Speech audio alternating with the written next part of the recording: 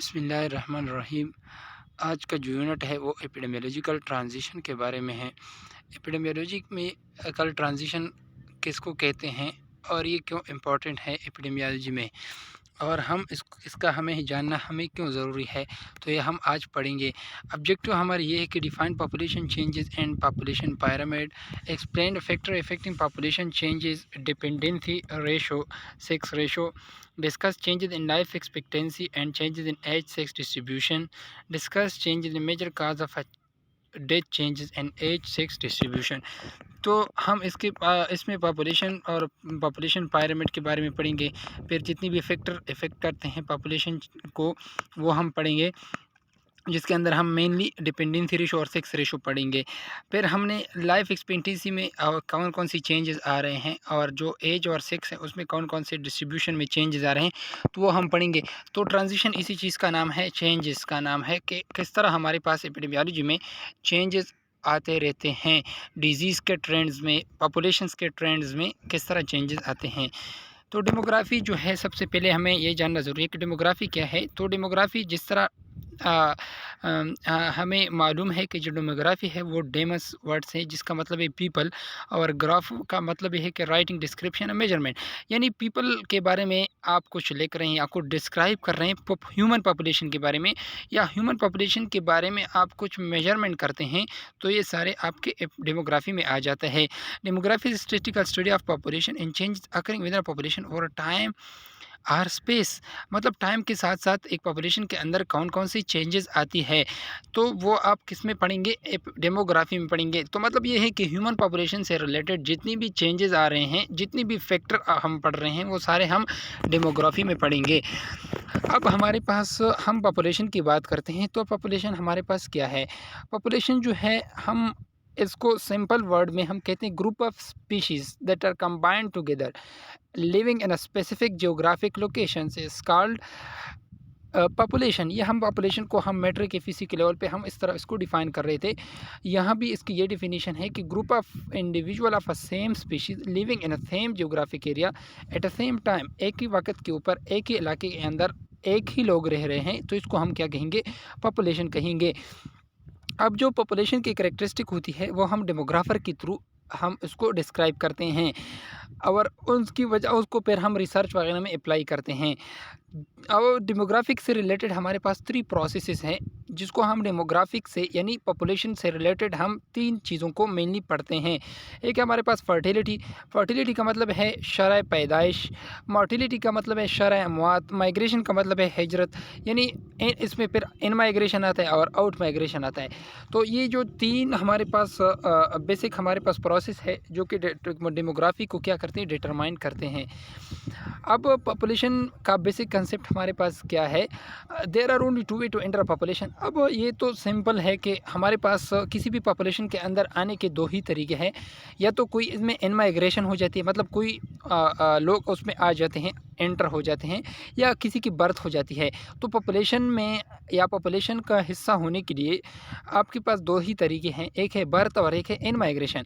इस तरह से आपके पास उससे बाहर निकलने के भी 2 तरीके हैं। आप या तो आउट माइग्रेशन करते हैं, या आप जो है आपकी डेथ हो जाती है। तो इस पॉपुलेशन के अंदर इन होना या आउट होना, ये इनके 2 तरीके हैं। अब हम पॉपुलेशन डेंसिटी को जब हम पढ़ते हैं, डेंसिटी का मतलब है हम कहते हैं कि ये डेंस है और ये लेस डेंस है। इसका स्पेसिफिकली हम जो हम गैस सॉलिड लिक्विड की हम करेक्टरिस्टिक पढ़ते हैं, उनमें जो हम पार्टिकल की करेक्टरिस्टिक पढ़ते हैं, तो हम इसमें कहते हैं कि जो गैस मालिक्यूल होते हैं वो डेंस नहीं होते, मतलब उसकी डेंसिटी कम होती है। जो लिक्विड मालिक्यूल होते हैं वो ज़्यादा डेंस होते हैं, फिर सॉलिड सबसे ज़्यादा डेंस होते हैं। तो इस तरह हम पॉपुलेशन डेंसिटी को हम जब पढ़ते हैं, तो इसका मतलब यह है कि किसी खास एरिया के अंदर कितने ज़्यादा लोग रह रहे हैं। फॉर एग्ज़ाम्पल, ये आपके पास 2 सर्कल दिखाए गए हैं। इनमें से एक सर्कल दोनों जो है, दोनों में इक्वल नंबर ऑफ़ पीपल है, लेकिन इनकी जो डेंसिटी है ये ज़्यादा है और इनकी डेंसिटी कम है। इसका मतलब ये है कि कम एरिया के अंदर, यहाँ पे एरिया आपके पास ज़्यादा है तो डेंसिटी कम आएगी। यहाँ पे एरिया आपके पास यहाँ पे एरिया आपके पास ज़्यादा है तो इसकी डेंसिटी कम आएगी, और यहाँ पे जो है उसका एरिया कम है तो उसकी डेंसिटी ज़्यादा आएगी। तो यहाँ पे पॉपुलेशन डेंसिटी मतलब हम कहते हैं कि ये पॉपुलेशन ज़्यादा डेंस है। इसका मतलब ये है कि किसी इलाके के अंदर मतलब ये है कि मुख्तसर जगह के अंदर बहुत ज़्यादा लोग रह रहे हैं। फ़ॉर एग्ज़ाम्पल अगर एक घर है, एक घर के अंदर 10 अफ़राद है, फिर दूसरा घर है उनके अंदर कितना है, वो एक केनाल के दोनों एक केनाल के घर है, एक में 10 अफ़राद है और एक में 5 है। जो जिसमें 10 है वो ज़्यादा डेंस होगा और जिसमें 5 है वो लेस डेंस होगा। अब हमारे पास पॉपुलेशन स्ट्रक्चर में क्या-क्या आता है? The rate of natural increase, birth, death, infant, mortality all affect the population structure of the country. तो जिस तरह हमने पढ़ा कि इन माइग्रेशन है, आउट माइग्रेशन है, आपके पास डेथ है, बर्थ है, ये सारी चीज़ें क्या करती है, इस तरह से इन्फेंट मर्टिलिटी है, अगर बच्चे ज़्यादा मर रहे हैं तो वहाँ पे पॉपुलेशन में फिर वही डेथ आ जाता है हमारे पास। लाइफ एक्सपेक्टेंसी मतलब अगर लोगों की उम्रें ज़्यादा है तो वो पॉपुलेशन में लोग ज़्यादा नहीं मरेंगे तो पॉपुलेशन ज़्यादा होगा वहाँ पे। तो ये तो अंडरस्टूड है आपके पास। The population structure of the country can be shown by population एसिस पिरामिड। तो अभी हमारे पास हम अपने आप को आसानी के लिए या दूसरों को आसानी से समझाने के लिए हमारे पास क्या है, हम ग्राफ के थ्रू डेमोग्राफी जो एपिडेमियोलॉजी है या बायोस्टैटिस्टिक है, हम इसमें ग्राफ का यूज़ करते हैं। ग्राफ के थ्रू हम समझाते हैं कि हमारे पास एक्चुअली जो पॉपुलेशन पिरामिड है, 1 से एज 6 पिरामिड है, इसको हम किस तरह लिखते हैं। अब इसमें हम क्या करते हैं, 5 ईयर हम इसमें गैप रखते हैं और ईच ग्रुप में, और फिर परसेंटेज हम हर एक ग्रुप को अपना अपना परसेंटेज देते हैं। अब मैं इसका मिसाल देता हूँ, फिर आपको ये लाइंस जो है ये समझ आ जाएगी। अब पॉपुलेशन पिरामिड जो है उसका फ़ायदा क्या है, जिसको हम नेक्स्ट स्लाइड्स में पढ़ेंगे कि पॉपुलेशन पिरामिड, फिर हमने जिस प्रीवियस स्लाइड है वो भी आप लोगों को क्लियर हो जाएगा इसके साथ। तो ट्रेंड इन बर्थ रेट या आपके पास डेथ रेट है या इन्फेंट मर्टिलिटी या लाइफ एक्सपेक्टेंसी है, तो इनका हमें जानना क्यों ज़रूरी है। हम एपिडेमियोलॉजी में हम इसको क्यों पढ़ रहे हैं, इसको इसलिए पढ़ रहे हैं कि हमारे पास हमें पता चल जाए कि हमारे डिजीज़ बर्डन कितना है, हमारे पास जो है डिसेबिलिटी का बर्डन कितना है। अगर हमें ये इसका पता होगा तो उसके मुताबिक हम अपनी सर्विसेज दे सकेंगे, अपने सर्विसेज को प्लान कर सकेंगे। अब for example more home for an elderly with an aged population, जिस तरह के फॉरेन कंट्रीज़ में ओल्ड एजेस में जो लोग रह रहे हैं, तो अगर ज़्यादा ओल्ड एज पॉपुलेशन ज़्यादा है तो उनके लिए ज़्यादा ओल्ड हाउसेस हम बनाएंगे। अगर हमारे पास यंग एज पॉपुलेशन ज़्यादा है तो इसके लिए हम जो है रोज़गार वगैरह उसके मौके इंक्रीज़ करेंगे। तो इस तरह उसके मुताबिक पॉपुलेशन की करैक्टरिस्टिक को देखते हुए हम उसके मुताबिक प्लानिंग करते हैं। अब the proportion of population who are economically active and the proportion who are dependent upon them. फिर हमारे पास उसकी डिपेंडेंसी रेशो, जिस तरह हम उसका जिक्र करते हैं कि डिपेंडेंसी रेशो का मतलब ये है कि अगर एक बंदा कमा रहा है तो इस पर कितने बंदे डिपेंडेंट हैं एक घर के अंदर, तो ये इसको कहते हैं डिपेंडेंसी रेशो। अब जिस तरह मैंने पिरामिड का जिक्र किया, फिर हमने उसमें कहा कि हमें इसमें 5 ईयर का गैप रखते हैं। तो ये अब आपके पास ये है, ये 0 ये न्यूट्रल पॉइंट है, इससे यहाँ पे 5 फिर 10, इसमें 5 का गैप है। फिर यहाँ पे परसेंटेज दिखाया, फिर यहाँ पे एज ग्रुप है कि इस 0 से लेकर 4 एज के ग्रुप में कि कितने लोग हैं किसी पॉपुलेशन के अंदर। फिर उसमें मर्दों को यहाँ पे अलग दिखाया गया है, औरतों को यहाँ पे अलग दिखाया गया है।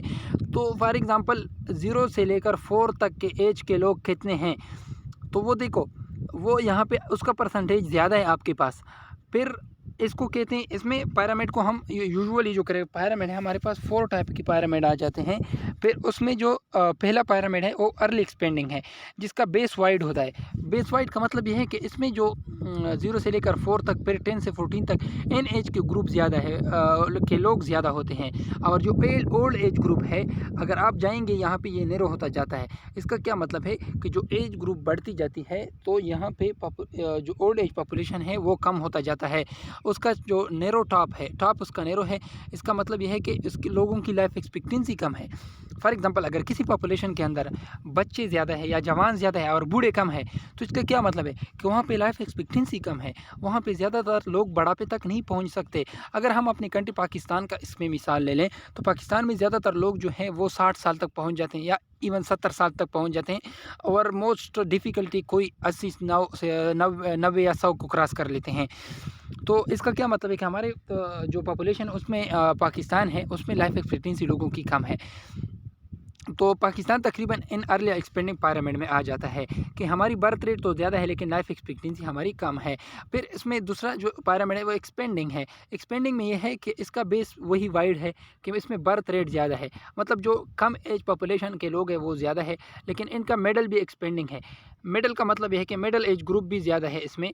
इसका क्या मतलब है कि जो इन्फेंट मर्टिलिटी अगर नहीं हो रही है तो वो जो सारे बच्चे पैदा होते हैं वो जवानी में चले जाएंगे। जब जवानी में चले जाएंगे तो वो मिडिल एज जो आपका ग्रुप होगा, मिडिल एज में आपके पास तकरीबन यहाँ पे 25 से लेकर 29 तक, फिर आपसे 29 से लेकर यहाँ पे 54 तक, तो ये लोग वहीं उस उम्र तक पहुंच जाएंगे। जब वो इस उम्र तक पहुंच जाएंगे तो आपका जो मिडल होगा, मिडल वो क्या हो जाएगा, एक्सपेंड हो जाएगा।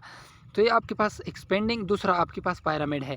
तीसरा जो पिरामिड है वो स्टेबल पिरामिड है। स्टेबल पिरामिड में क्या होता है, स्टेबल पिरामिड में मिडल उसका बहुत ज़्यादा और भी वाइड हो जाता है।